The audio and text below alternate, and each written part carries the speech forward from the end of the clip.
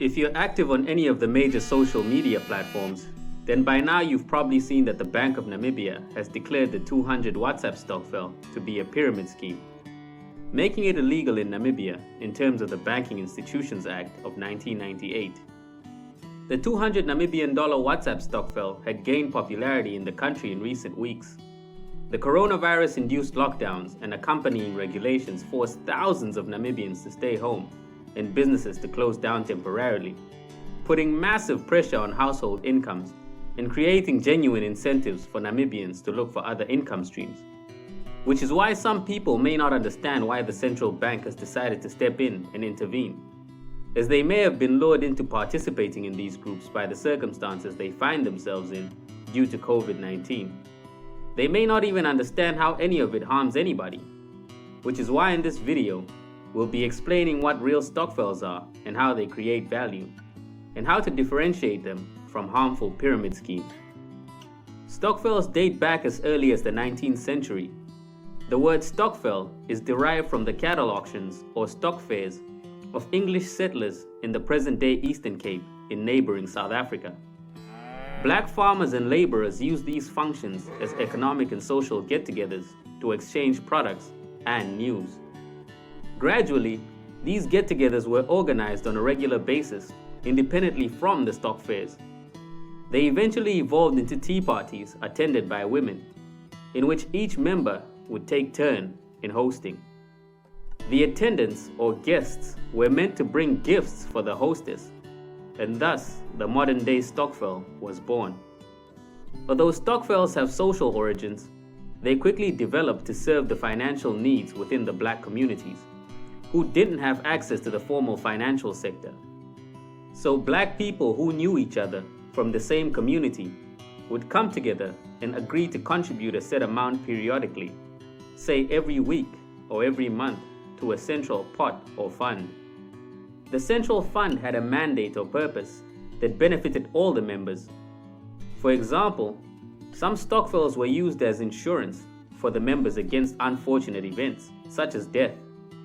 So when one of the stokvel members passed away, the fund would pay out to cover the funeral costs and provide financial support to the grieving family.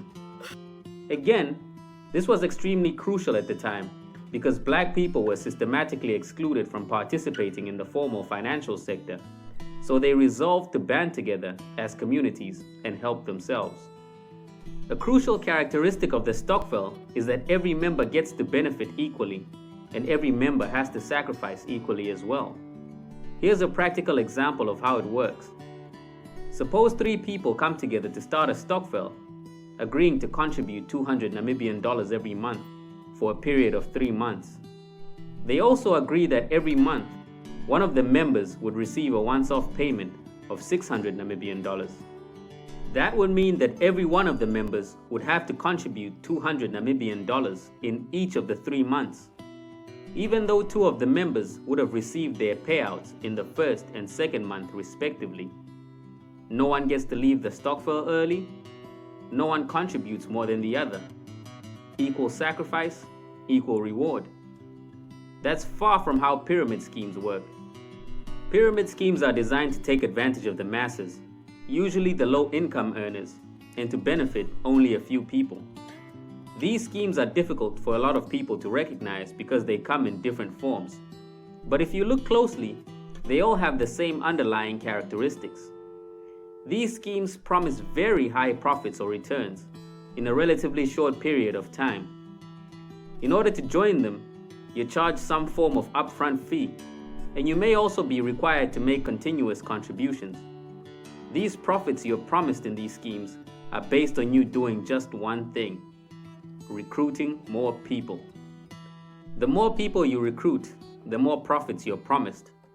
So these types of schemes aren't about creating any real value for consumers that they'll buy, but about recruiting more and more people so that the people at the top of the scheme enjoy the fees that come with that. Eventually, the schemes run out of people to recruit, whether that's because there aren't any more people who are interested or can afford to pay the subscription fees, or because the rest of them have figured out that it's all a scam. At this point, the people who started the scheme and the few that were the earliest to join make away with all the fees collected, and the rest are left to fend for themselves with nothing. So you can see why pyramid schemes are different from stokvels and why they can't be allowed to operate in Namibia, especially during this difficult time where people are losing their jobs and money is hard to come by. Do you have any questions or comments on this video? Please leave them in the comment section below. This video is the first in a series of videos we'll be doing on personal finance. So if you have any other topics you want us to cover, leave them below too. Also, this video was created with research conducted by our head of finance at Foster, Mr. Etuna Hango.